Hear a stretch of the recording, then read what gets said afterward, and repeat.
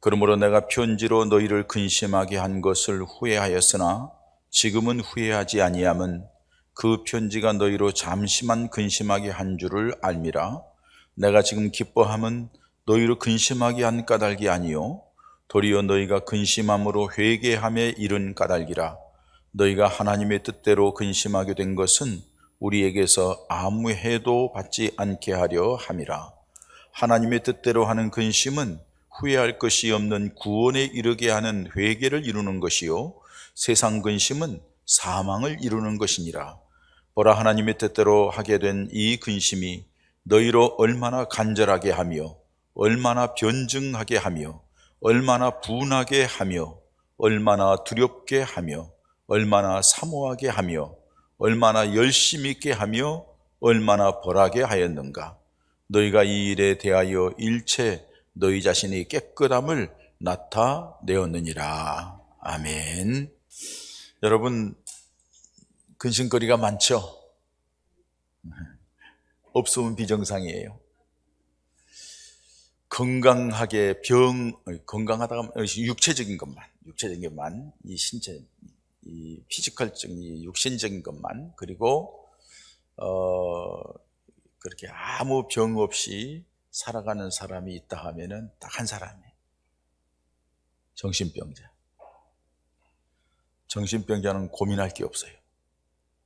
자기 하고 싶은 대로 사는 거예요. 스트레스가 없어요. 그런데 정상적으로 살아가는 사람이라면은 다 고민거리가 있어요. 걱정거리가 있어요. 여러분, 정상이죠? 비정상인 사람이 많구만. 답을 못하는 거 보니까. 다 정상적으로 사셨죠? 그렇다 하면은 다 근심거리가 있고 염려거리가 있고 걱정거리가 있는 줄 압니다. 그럴 수밖에 없는 게 왜 그래요? 최초의 사람 아담과 하와가 하나님을 등지면서부터 이 땅에는 모든 사람들에게는 갈등이 있고 고통이 있고 어려움이 있게 돼 있어요. 죄 때문에. 그 죄 가운데 살아가는 사람은 모든 사람이 다 근심거리가 있어요. 염려거리가 있어요. 그럴 수밖에 없어요. 그래서 이거를 해결하지 못하는 사람은 그냥 그것 때문에 고민하고 걱정하고 한숨 쉬고 염려하다가 끙끙대다가 마지막에 죽어요. 그리고 지옥 가요. 얼마나 안타까운 일이에요. 그러니까 이 문제를 해결하기 위해서 예수님이 오셨어요. 할렐루야. 우리 인생의 문제를 해결하기 위해 예수님이 오셨어요. 예수님이 우리 죄 문제를 해결해 주신 거예요. 죄 문제만 해결되면 돼요. 죄 문제를 해결하시기 위해 예수님이 오셔서 십자가에 죽으셨어요. 그리고 그 십자가에 죽으시고 피 한 방울 물 한 방울 남기지 않고 다 쏟으시고 장사 지낸 뒤에 3일 만에 부활하시고 승천하셔서 지금 하나님 나라에서 우리 초소를 예비하고 우리를 위하여 기도하고 계신다고 그랬어요. 누구를 위해서? 예수 그리스도를 구주로 믿는 사람. 그 사람에게 우리 주님께서 말씀하시기를 염려하지 말라, 근심하지 말라. 왜 그렇게 얘기해요? 내가 그거 다 해결해 줄 거니까. 아니, 이미 해결해 줬어 하고 말씀을 하시는 거죠. 그런데 사람들이 예수님을 확실하게 믿지를 못해요. 그래서 매일 근심 속에, 염려 속에 살아가는 거예요. 우리도 마찬가지인 것 같아요. 우리들의 상황을 보면 근심하게 되는 우리들의 모습이 있습니다. 근심이라는 게 뭐예요, 여러분? 근심이라는 게 우리가 어떤 일을 했는데 그 결과에 대해서 원하는 대로 되지 않을까 봐 가슴을 졸이는 것, 두려워하는 것, 힘들어하는 것, 이것을 근심이라고 얘기를 해요. 살아가는 동안에 누구에게나 다 있기 때문에 찬송가 290장에도 괴로운 인생길 가는 동안 걱정과 고생이 어디는 없겠느냐, 다 있다는 거예요. 그래서 마지막 돌아갈 내 고향은 천국이라고, 하나님 나라라고 우리가 찬송을 하기도 합니다. 이 세상에 살아가는 사람들에게는 다 근심, 걱정거리가 있고 가슴 졸이는 일이 있다는 거예요. 특별히 지금 코로나 시대잖아요. 코로나 팬데믹이라고 얘기를 합니다. 전국적으로 유행되어 있고 세계적으로 유행되어 있어서 다 위축되어 있어요. 이 코로나가 지나면 포스트 코로나라고 하죠. 코로나가 지나면은 뉴 노멀 시대가 된대요. 뉴 노멀 시대라는 것은 뭘 얘기하냐? 새로운 기준이 생기고 새로운 규칙이 생기고 새로운 환경 속에서 살아가는 그런 시대가 된다는 거예요. 그걸 가르쳐서 이제 유엔에서는 그렇게 얘기를 했어요. 코로나 팬데믹에서 위드 코로나로 가고, 위드 코로나에서 포스트 코로나로 가고, 포스트 코로나로 간 뒤에는 우리 비욘드 코로나로 간다. 이 비욘드, 코로나가 끝난 뒤에 비욘드라고 말은 무슨 말이냐면은 이 모든 것들, 코로나 상황 속에 다 주어진 상황 속에서도 그것을 함께 할 뿐만 아니라 그 위에서 그것을 지배하고 다스리고 그 위에서 또 다른 방법으로 살아갈 수밖에 없는 시대가 생긴다. 이걸 가르쳐서 메타버스라고 얘기를 합니다. 메타 플러스 유니버스, 이 합성어이죠. 그러니까는 초월적인 것보다 또 뛰어난 그런 시대를 살아가게 된다는 거예요. 이게 온라인 시대를 얘기하는 거예요. 지금도 온라인 예배를 드리고 온라인으로 화상회의를 하고 세계 각처에서, 저희 예배도 캐나다에서 보고 있어요. 우리 가족들이. 그러니까는 이게 멀리 떨어지는데도 다 그렇게 보는 그런 새로운 시대를, 그 시대를 우리가 어떻게 살 것인가, 이게 이제 걱정이에요. 그럼 나는 아무것도 할 줄 모르는데 이거 어떻게 살지? 걱정과 고민을 하며 살아가는 것이 일상의 모든 사람들의 모습이에요. 그런데 여러분, 어느 심리학자가 연구를 했는데 사람들이 하는 근심의 50%는 전혀 있을 수 없는 일에 대해서 근심한대요. 그 말은 무슨 말이에요? 근심하지 않아도 될 일을 근심한다 이 말이에요. 끌어다 근심한대요. 그리고 50%가 남잖아요. 그 50% 중에서도 40%는 일어나지 않을 일에 대하여서 근심한다는 거예요. 전혀 쓸데없는 거죠. 하지 않아도 될 것입니다. 나머지 50% 중에 40%는 일어나지도 않을 일인데 자기 혼자 생각해가지고 근심을 끌어당긴다는 거죠. 나머지 10%가 남잖아요. 10% 중에서도 일어날 확률이 있는데 그 중에서도 일어나는 일은 그 10% 중에서 일어나는 일들의 10%밖에 일어나는 게 아니라는 거예요. 결국에는 뭘 얘기하는 거예요? 쓸데없는 근심하고 산다는 거예요. 쓸데없는 근심하고 산다는 거예요. 한번 생각해 보세요. 여러분들이 근심한다고 해서 돼요? 고민한다고 해서 돼요? 염려한다고 해서 돼요? 속상해서 막 팔짝팔짝 뛴다고 해서 그게 해결될까요? 천만의 말씀이라는 거죠. 안 된다는 거죠. 그것 때문에 그냥 어떻게 해결해 보려고 시간 소비하고 건강 상하고 물질 없애고 그냥 관계 깨지고 얼마나 힘들고 어렵게 살아가냐. 참 안타까움이 있어요. 이것을 여러분 시편에서 하나님의 말씀에도 말씀하셔요. 시편 31편 9절 말씀 보니까 여호와여 내가 고통 중에 있사오니 내게 은혜를 베푸소서. 내가 근심 때문에 눈과 영혼과 몸이 쇠하였나이다. 여기서 근심이라는 것은 육신적인 환경적인 위협에 쌓인 이런 근심을 얘기하는 거죠. 그 세상적인 근심, 육신적인 근심 때문에 눈이 쇠해지고 몸이 상하게 되고 영혼도 쇠하게 되었다는 거죠. 그렇게 근심한다고 원하는 대로 되는 것도 아님에도 불구하고 그 근심이 인생을 황폐하게 만드는 거예요. 관계를 깨지게 만드는 거예요. 가족관계, 부부관계, 이웃과의 관계 다 깨지게 만든다는 거죠. 거기는 자신의 삶의 의미를 잃어버려요. 그리고 자기의 삶의 의미를 잃어버리니까는 내가 살아서 뭐해 하고 생을 포기하는 안타까운 일들이 일어나는 것을 볼 수가 있습니다. 이런 세상적인 근심은 영적으로 하나님께 멀어지게 만들고 하나님을 바라봐야 될 때 하나님을 바라보지 못하게 만드는 거죠. 그렇기 때문에 하나님의 은혜를 받지 못하고 해결책이 안 생기는 거예요. 이거는 배후에서 또 사단이 역사하는 거예요. 그래서 자꾸 하나님 외에 다른 것에 집중하게 만드는 거예요. 그것을 분별해야 되는데 분별하지 못하는 안타까움이 있다는 거예요. 왜요? 하나님과의 관계가 영적으로 아둔하기 때문에 그래서 그러는 거예요.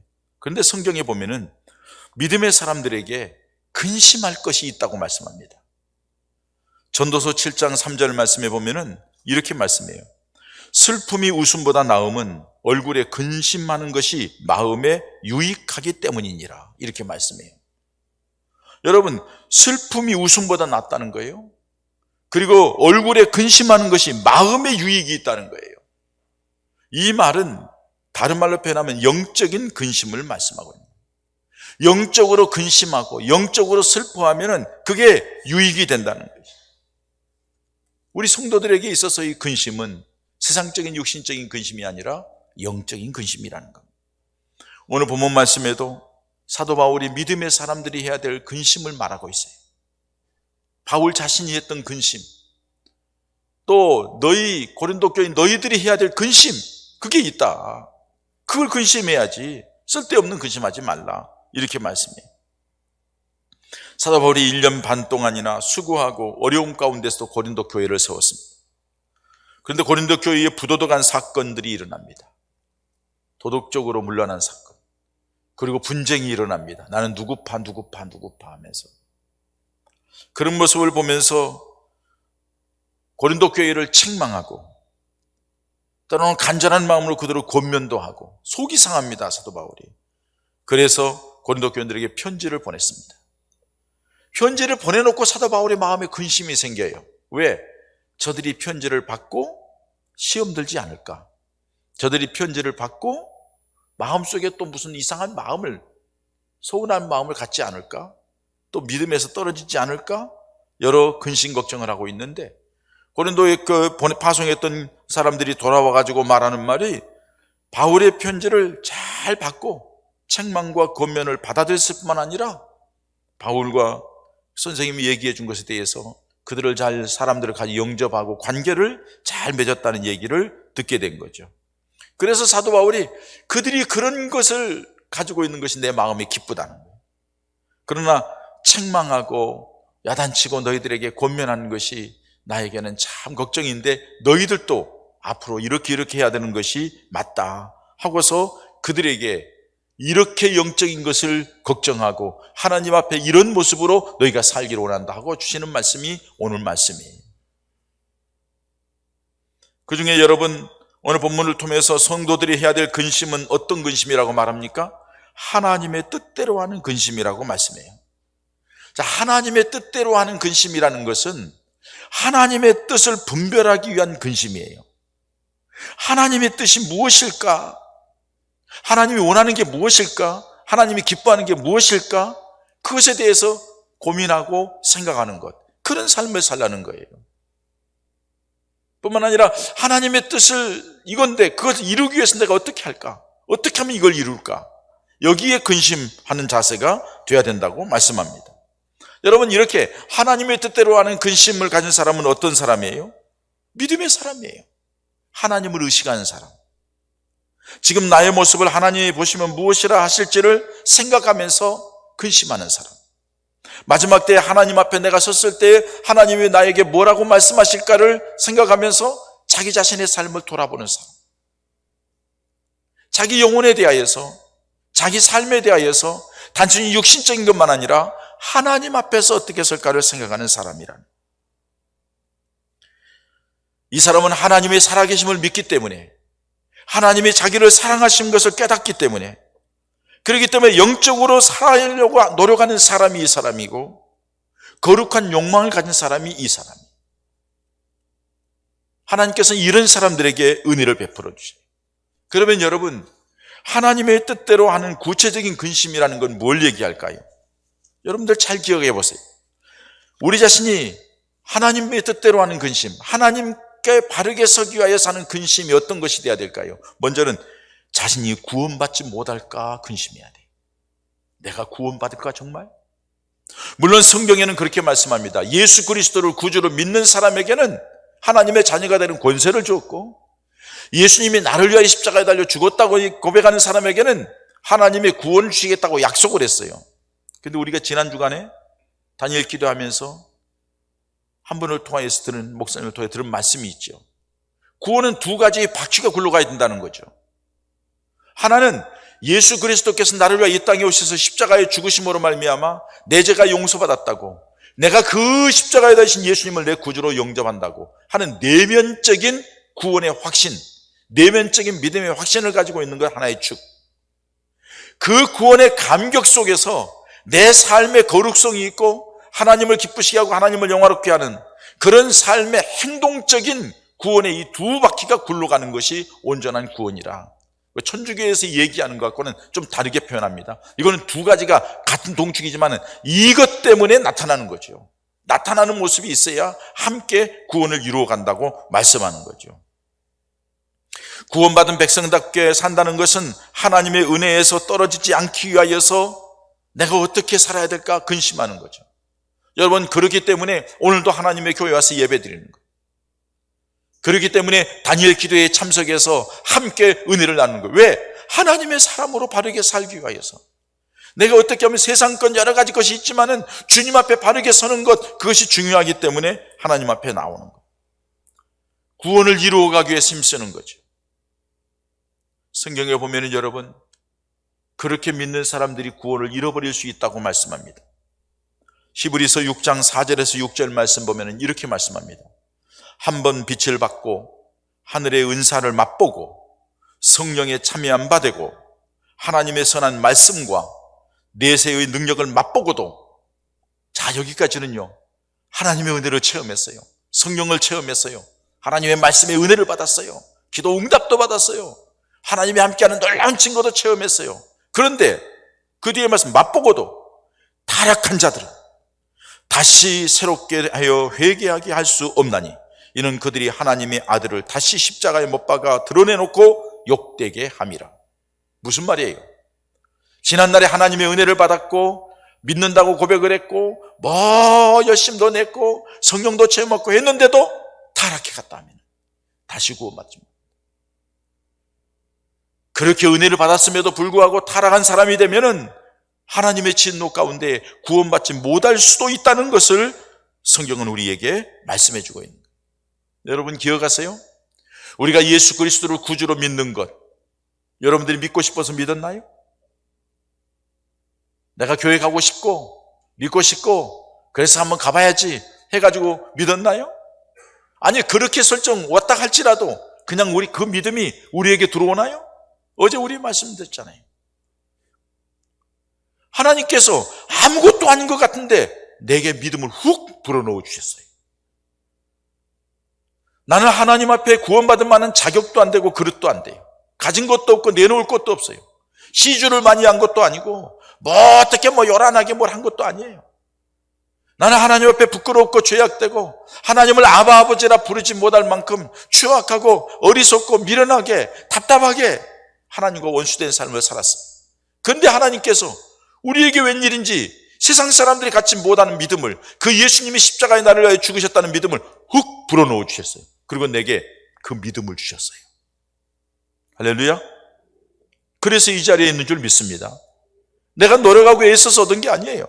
왜요? 이 세상에 어떤 방법으로 아무리 돈을 많이 투자하고 아무리 열심히 노력하고 아무리 헌신을 하고 아무리 권세를 가지고 힘이 있다 할지라도 예수를 믿는 믿음을 가질 수가 없어요. 살 수가 없어요. 그렇기 때문에 하나님이 값없이 준 거예요. 그냥 준 거예요. 근데 사람들은 너무 값없이 받으니까 이게 하찮은 걸로 알아. 별 볼 일 없는 걸로 알아. 값어치 없는 걸로 알아. 여러분, 값싼 은총이 아니라는 거예요. 세상에서 얻을 수 없기 때문에 주었다는 거예요. 아멘. 그 얘기는 무슨 말이에요? 얼마나 값지고 귀하냐 이게. 이건 놓치면 안 돼. 이건 잃어버리면 안 돼. 이거는 내게서 상실하면 도저히 안 되는 거예요. 이거는 꼭 붙들어야 될 거예요. 그런데 사람들이 예수를 믿는 믿음의 이 놀라운 구원의 은혜를 우습게 여기는 거예요. 가볍게 여기는 거예요. 왜? 그냥 받았으니까. 공짜로 받으니까. 별 볼 일 없는 거 알아. 여러분, 큰일 날 일입니다. 그렇게 하나님의 사랑과 은혜를 받고 하나님의 도우심으로 오늘까지 왔는데 하나님의 구원을 헛되이 여기는 자들, 가볍게 여기고 우습게 여기는 자들, 구원받지 못할 수 있다는 거예요. 예수님의 십자가의 구속의 은혜를 우습게 여기고 가볍게 여기고 믿음 생활을 허드렛게 하는 건 큰일 날 사람이라는 거예요. 그렇기 때문에 우리가 구원받지 못할까 생각하면서 우리 구원을 힘써 날마다 이루어가야 될 줄 믿습니다. 더 주께로 가까이, 더 주의 은혜 가운데 거해야 될 줄 믿습니다. 믿음으로 사는 것, 하나님을 기쁘시게 하는 것이 무엇인가를 생각하며 더 충성해야 될 줄 믿습니다. 그게 우리들의 믿음 생활이에요. 그래서 다니엘 기도에도 하는 거예요. 이 시간도 예배를 드리는 거예요. 또 한 가지는 하나님께 책망받지 않을까 근심해야 합니다. 내가 이렇게 살면 내가 이렇게 하면은 하나님이 기뻐하실까? 여러분, 에베소서 2장 10절 말씀 보면은 우리는 그가 만드신 바라 그리스도 예수 안에서 선한 일을 위하여 지으심을 받은 자니 이 일은 하나님이 전에 예비하사 우리로 그 가운데서 행하게 하려 하심이니라. 하나님 우리를 만드셨어요. 자, 처음에 이 땅에 태어날 때도 만드셔서 보냈어요. 그리고 하나님께서 이 땅에 살아가는 동안에 예수 믿는 사람으로 다시 만드셨어요. 리크리에이션, 재창조하셨어요. 구원받은 하나님의 백성으로 다시 만드셨어요. 그래서 이 성도로 만들어주셨어요. 이렇게 만드시는 것은 뭐예요? 그리스도 예수 안에서 선한 일을 위하여 지으심을 받는 자라 이거예요. 이 일을 위하여 하나님께서 예비하사 우리로 그 가운데 행하게 하려 하십니다. 하나님이 우리를 부르신 것은 필요해서 부르셨고, 그래서 사명을 맡겨주셨고, 그 사명을 감당치 못한 사람들은 하나님이 기뻐하지 않는다는 거예요. 여러분, 달란트 비유 보세요. 한 달란트 받은 사람은 받아가지고 그냥 묻어놓는 거예요. 아무것도 하지 않아요. 구원의 기쁨과 감격을 준 것은 하나님의 영광을 위하여 무엇인가 하라고, 그리고 그 일을 하면서 행할 때에 하나님이 은혜를 주시고 능력을 주셔서 그 일을 행함으로써 하나님의 사랑, 하나님의 역사를 체험하면서 더 믿음을 굳게 하여 구원의 기쁨과 감격을 누리게 하고 하늘의 상급을 갖게 하는 게 하나님의 계획이 있는데 아무것도 안 해요. 구원받은 것으로 끝이라. 나는 아무것도 할 수 없다고 생각해요. 여러분 기억하세요. 아무것도 안 하고 묻어놨다가 하나님 앞에 가면은 여러분은 한 달란트 받은 사람. 뭐라고 합니까? 하나님께 받은 거 가져와. 빼앗아서 있는 자에게 주고 너는 바깥 내쫓으라는 거예요. 바깥 어두운 데서 슬피 울며 이를 갈미 있으리라. 여러분, 웬일입니까? 하나님이 예수님의 십자가를 통해 우리를 구원해 주신 것은 내가 너에게 생명을 주고 구원받게 할 뿐만 아니라 내가 너에게 기대하는 바가 있어. 여러분들 향하여 기대하는 바가 뭐예요? 생각도 안 해봤죠? 이제부터 근심하십시오. 이제부터 고민하십시오. 하나님의 나에게 원하는 것이 무엇인가? 우리 주님 앞에 섰을 때 내가 부끄럽지 않게 하기 위해서 무엇을 해야 될 것인가? 내게 맡기신 사명을 내가 제대로 감당하고 있는지 한번 돌아보시기 바랍니다. 그게 우리 근심거리예요. 제대로 감당하지 못하는 것, 하나님의 책망받을 것을 생각해야 돼요. 또 한 가지는 생활 속에서 하나님의 은혜에서 떠나지 않기 위해 근심해야 돼요.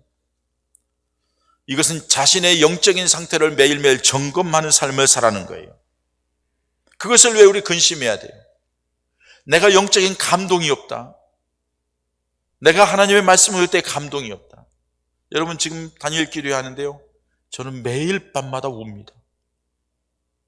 간증을 들으면서 설교를 들으면서 어제도 펑펑 울었습니다. 그제도 울었고 그전 수요일도 울었고, 하나님의 그 간증을 들으면서 나는 뭘 했나? 나는 지금 어느 위치인가? 하나님의 내게 베풀어진 은혜가 얼마나 큰가? 하나님 앞에 내가 어떻게 해야 될까? 생각하니까 그냥 펑펑 눈물이 나. 오늘 아침 일부 예배 전에 우리 관 권사님 모셔서 목사님 기도 제목 넣고 기도해 달라. 기도받고 가면서 목사님 다니엘 기도회 하면서 저는 매일 웁니다. 그러면서 그저 울더라고요. 눈물이 주르륵 놀라요. 저도 이 얘기하면서 눈물이 걸썩해요. 왜 열어놨죠? 하나님의 은혜 속에 사는 것, 하나님의 관계를 생각하는 것. 우리는 일평생토록 하나님과 관계를 생각하며 살아가는 겁니다. 그리고 하나님을 기쁘시게 하는 삶을 사는 겁니다. 여러분, 하나님이 우리가 무엇을 먹을까, 입을까, 쓸 것, 갖고 싶은 것, 원하는 것 하나님이 모르십니까? 다 한다고 그러잖아요. 마태복음 6장에. 우리 머리털까지 세신 바 되신 하나님이래요. 다 한대요.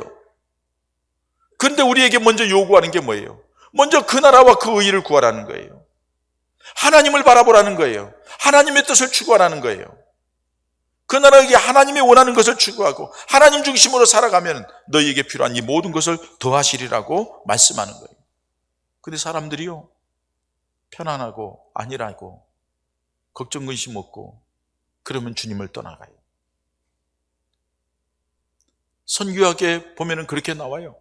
800불에서 1000불 사이에 복음이 제일 많이 들어간대요. 만불 넘어가면 배부르고 등 땄다면 믿음 생활 열심히 안 한대. 복음이 안 들어가. 세상 것에 만족을 누리기 때문에. 교인들도 삶이 풍요롭고 넉넉하고 잘 나가면 안 한대요. 걱정, 근심, 문제가 있어도 잘 안 하지만 심각해지면 그때야 와서 한대요. 그래서 여러분 성경에 이사야 32장에 이렇게 말씀합니다. 너희 안일한 자여 여인들아 일어나 내 목소리를 들을지어다. 너희 염려 없는 딸들아 내 말에 귀를 기울일지어다. 너희 염려 없는 여자들아 1년 남짓이 지나면 너희가 당황하리니 포도 수확이 없으며 열매 거두는 일이 이르지 않을 것임이니라. 너희 안일한 여자들아 떨지어다. 너희 염려 없는 자들아 당황할지어다. 옷을 벗어 몸을 드러내고 배로 허리를 동일지어다.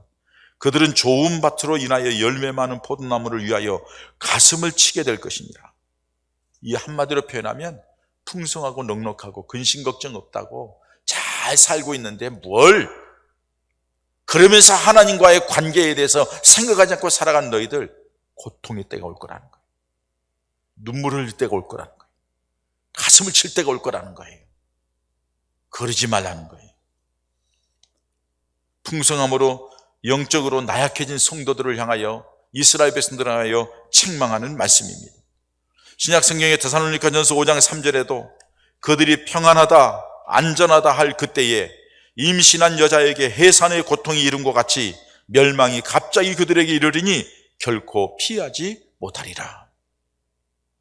우리 주님께서 갑자기 우리에게 임하실 거라는 거예요. 그렇기 때문에 생활 속에서 준비하며 살아야 된다는 것을 말씀해 주고 있는 거예요. 여러분, 우리 인생은 천국을 향하여 가는 인생인 줄 믿습니다. 천국에 가기 위하여서는 그냥 훅 가지는 게 아니라는 거예요.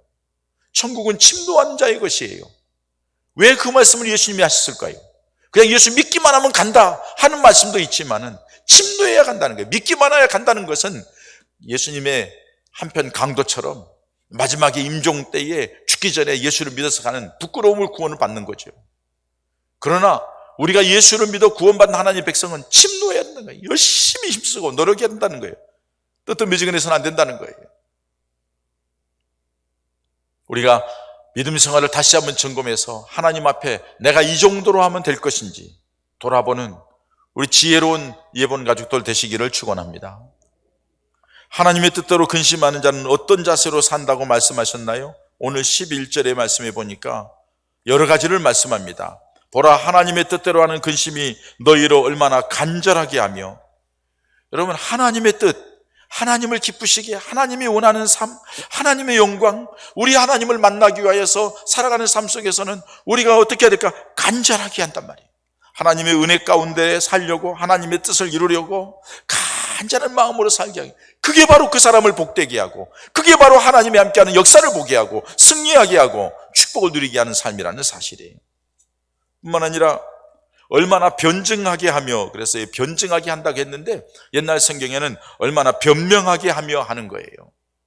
변명하게 한다는 것은 자기 자신의 삶에 대하여서 내가 이렇게 사는 것에 대해서 확실하게 증명을 하고 드러내고, 때로는 자기 자신이 부끄러움을 고백도 하고, 이렇게 하면서 하나님의 살아계심 앞에서 당당하게 나아가는, 그것을 말씀하는 거예요. 또 얼마나 분하게 하느냐, 하나님의 죄악된 세력에 대하여서, 잘못된 것에 대하여서 그건 아니지, 그렇게 하면 안 되지 하고서 분노하는, 의분을 갖는 거룩한 분노를 얘기합니다. 얼마나 두렵게 하며 하나님의 은혜에서 멀어질까, 하나님의 진노를 받는 심판대에 들어갈까 두려워하는 마음을 가지고 산다는 거죠. 얼마나 사모하게 하느냐, 하나님의 뜻, 하나님의 은혜를 사모하는 마음으로. 그러니까 여러분, 어떤 이런 기회가 주어졌을 때에 이 다니엘 기도회 같은데 그 사모하는 마음으로 오는 사람, 그 사람이 정말로 하나님 앞에서 믿음으로 살려겠다고 발버둥치며 근심하면 그 사람에게 하나님께서 은혜를 주어서 그 모든 것을 이겨나가게 하고 소원하는 것을 이루게 하는 하나님의 역사가 있다는 거예요. 얼마나 열심히 있게 하는가, 믿음대로 말씀대로 살려고 열심을 갖게 하고, 얼마나 벌하게 하는가, 죄를 짓는 것에 대한 징계를 의미하는 거죠. 자, 이런 것들, 하나님을, 나라를 소망하며 하나님에 대해서 영적인 거룩한 근심을 가진 사람은 살아가는 삶이 이렇다는 거예요. 간절하게 이게 변증할 듯이 변명도 하고 증거도 하고 분하기도 하고 두렵기도 하고 그냥 사모하기도 하고 열심을 내고 벌하기도 하고. 여러분 그 결과는 뭐예요? 이 성도들의 결과는 뭘까요? 그거는 자신에게 유익이 돼요. 영적인 유익이 되고, 그렇게 살아가는 사람에게 하나님이 함께하는 증거들이 나타나서 유익이 되고, 하나님이 그들의 기도를 들어주셔서 응답의 체험을 하게 하고, 그런 역사가 유임이 있어요. 뿐만 아니라 그렇게 살다 보니까 회개도 하죠. 오늘 10절의 말씀에 자신의 영적인 상태를 돌아보고 자기 자신이 부끄러움, 하나님 앞에 자꾸 비춰보니까 부끄러움이 있으니까 회개하는 거죠. 회개하는 사람에게 하나님께서는 또 새 은혜를 부어주시죠. 후회 없는 구원에 이르게 한다고 10절 상반절에 말씀합니다. 온전한 구원을 이룬다는 거예요. 이게 여러분 하나님께서 우리에게 기대하는 바입니다. 사도 바울이 고린도 교인들을 향하여서 내가 너희들에게 근심하게 했지만은 그 근심 때문에 참 너희들이 어려워질까 봐 또 근심이 있었지만 돌아오니 참 감사하다. 그러나 우리 믿음의 사람들은 반드시 하나님의 뜻대로 근심하는 자가 돼야 된다. 그 근심에는, 하나님의 뜻대로 하는 근심에는 후회할 것이 없고 구원에 이르게 하는 회개를 이루는 것이요, 세상의 근심은 사망이 이루는 것이다. 하나님의 뜻대로 하는 근심은 이게 얼마나 우리가 간절하게 하고 얼마나 믿음으로 살려고 노력하게 만드느냐 하면서 말씀하는 것을 볼 수 있습니다. 사랑하는 여러분, 이제 말씀을 맺습니다. 우리들이 살아온 삶을 한번 정리해 봅시다. 점점점 힘들고 어려운 시대가 될 거예요. 점점점 여러분 육신은 살기 편하고 과학 첨단을 걷고 있고 모든 것을 누리면서 살아가는, 또 신비한 세계를 살아가는, 지금 뭐 드론 타고서 드론 택시 타고서 어디서 공항에서 강남까지 가는데 20분이면 간다면서요. 그런 시대에 시운전을 나고 난리 났습니다. 아무리 세상이 풍요롭고 아무리 세상이 넉넉하고 아무리 육신적인 삶에 편리한다 할지라도 우리는 영적인 존재들입니다. 영혼이 만족하지 않으면, 영혼이 잘 되지 않으면 육신적인 모든 것, 마음이, 삶이, 정신이 다 깨지게 돼 있어요. 그래서 성경은 말씀합니다. 사랑하는 자여 내 영혼이 잘 됨 같이 내 범사가 잘 되고 강건하기를 내가 간구하노라. 우리 사랑하는 예본 가족들이 영적인 면에 스스로의 영적인 상태를 점검하면서 하나님 앞에서 내 모습이 어떤가를 근심하며 사시기를 바랍니다. 그 근심은 여러분들의 생명으로 이끌 줄 믿습니다. 그 근심이 여러분들에게 하나님의 은혜와 역사의 통로를 만들 줄 믿습니다. 그 근심이 하나님이 함께하는 증거를 만들어줄 줄 믿습니다. 그 체험이 또 다른 하나님의 역사의 간증자로 세워질 줄 믿습니다. 육신의 근심은 멸망하는 거예요. 죽이는 거예요. 자기 스스로 고통 가운데 구덩이를 파고 들어가는 거예요. 그러나 영적인 근심은, 하나님과의 관계에 대해서, 내 영혼에 대한 근심은 내 육신도 살고 내 마음도 평안을 누리고 내 삶 속에 하나님의 역사를 보는 축복의 통로가 될 줄 믿습니다. 고로 사랑하는 성도 여러분, 영적인 근심을 하며 삽시다. 내 영혼에 대하여서 근심하며 삽시다. 하나님을 바라보며 내 모습이 어떤지를 돌아보며 근심하며 삽시다.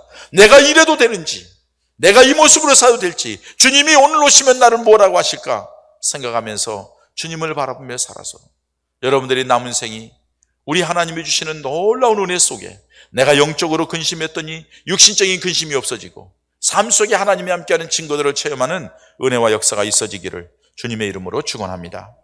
이 시간에 우리 함께 기도하십시다. 하나님, 내가 너무 육신적인 근심만 하느라고 세상적인 것만 배워서 주님과의 관계를 생각하지 못했습니다. 이 시간에 말씀을 듣고 우리 하나님 앞에 우리의 영혼에 대해서 근심하고 내 영적인 상태를 돌아보고 내 신앙이 내가 하나님께서 맡겨진 사명을 어떻게 감당하고 있는지를 돌아보는 시간 주신 것 감사합니다. 이제 주님을 향하여, 내 영혼을 향하여, 내게 맡겨진 사명을 향하여, 우리 교회를 위하여 근심하는 삶을 살고 기도하는 삶을 살겠습니다. 함께 기도하십시다. 하나님 아버지 감사합니다. 오늘도 우리를 사랑해 주시어서 주시고 주님의 말씀을 통해서 우리 자신의 속들을 점검하게 하시니 감사합니다. 하나님 아버지 사랑하시고 감사할 수 있도록 해주시고 역사하시고 예수님께 주시옵소서. 아버지 하나님 감사합니다. 오늘도 주의 전에 불러주시고 주님 앞에 예배하며 우리들이 영적인 가치관을 새롭게 하게 하시고 우리 영혼을 깨워주신 것 감사함을 드립니다. 그동안에 살아오면서 육신적인 필요, 자식에 대하여서, 상업에 대하여서, 내 건강에 대하여서, 내 미래의 풍성한 삶을 위하여서 얼마나 고민하고 염려하면서 이리 뛰고 저리 뛰었는지. 그러나 내 영혼이 죽어가고 내 영이 시들어 있고 내 영이 점점 하나님과 멀어진다는 사실을 잊어버리고 살았는데, 오늘 말씀을 통하여서 정신이 바짝 나게 하신 것 감사합니다. 주님과의 관계를 다시 회복하게 하시고 주님의 은혜 가운데 더 깊이 들어가게 하시고, 주님의 은혜 가운데 들어가서 믿음으로 하나님의 영광을 위해 살았더니 하나님이 머리털까지 세신 바 되어서 우리의 필요를 채우시고 우리와 함께 하시고 우리에게 놀라우게 복을 주시는 역사를 체험하고 그것을 간증하는 우리 모두가 되게 하여 주시옵소서. 예수님의 이름으로 기도하옵나이다. 아멘.